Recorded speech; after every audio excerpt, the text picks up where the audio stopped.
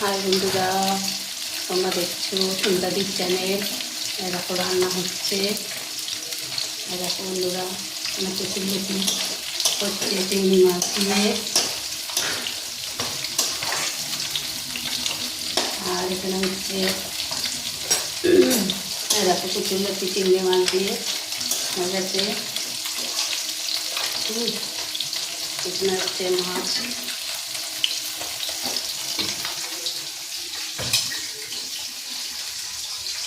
কচুরলতি আর দেখো চিংড়ি মাছ দিয়ে মাছ ভাজা।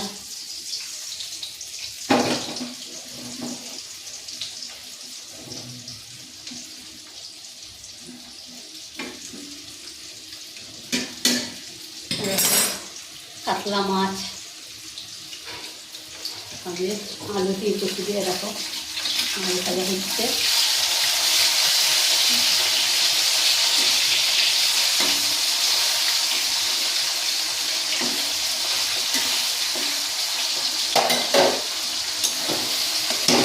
দেখো তোমরা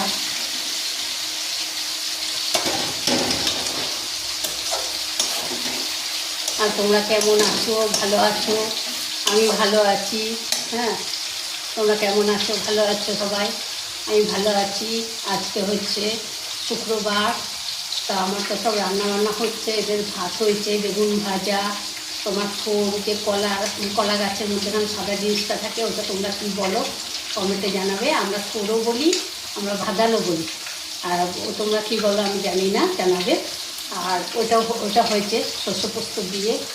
আর হচ্ছে কচুরলতি চিংড়ি মাছ দিয়ে। আর লাউ ঘন্ট হয়েছে চিংড়ি মাছ দিয়ে। আচ্ছা, আর এখন হচ্ছে কাতলা মাছের তোমাদের দেখাচ্ছি ঝোল আলু কচু দিয়ে। হ্যাঁ, আর জলপাইয়ের চাটনি সব একবার দেখিয়ে দেবো। কাতলা মাছের ঝোলটা দেখাই তোমাদের, সেরকম করে রান্না করছি, তোমরা দেখো। আর তোমরা কমেন্ট করে জানাবে এই রান্নাগুলো কে কে খাও, কচুরলতি কে খাও।